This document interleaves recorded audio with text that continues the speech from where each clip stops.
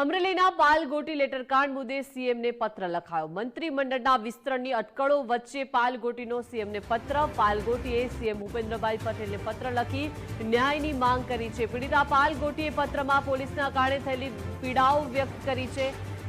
એસએમસીના વડા નિર્લિપ્ત રાયનો રિપોર્ટ જોડીને સીએમને પત્ર લખવામાં આવ્યો છે। જવાબદાર પોલીસ અધિકારીઓ સામે પગલાં ભરવા માંગ કરી છે। પોલીસ તંત્રના અધિકારીઓ સામે પગલાં ભરવા પત્રમાં ઉલ્લેખ કરવામાં આવ્યો છે। અમરેલીના એમએલએ કૌશિક વેકરિયાએ લખેલા પત્રનો પણ ઉલ્લેખ થયો છે।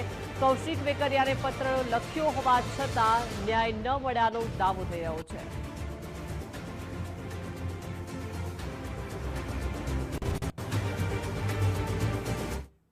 તો અમરેલી પાલ ગોટી પ્રકરણમાં પરેશ ધાનાણી ફરી મેદાને આવ્યા છે। પૂર્વ કોંગ્રેસ પ્રમુખ પરેશ ધાનાણીની સોશિયલ મીડિયા પોસ્ટ કાવ્યાત્મક અંદાજમાં પરેશ ધાનાણીએ આકરા પ્રહાર કર્યા છે। નિર્દોષ દીકરીને અડધી રાતે ઉઠાવી જનારા કોણ?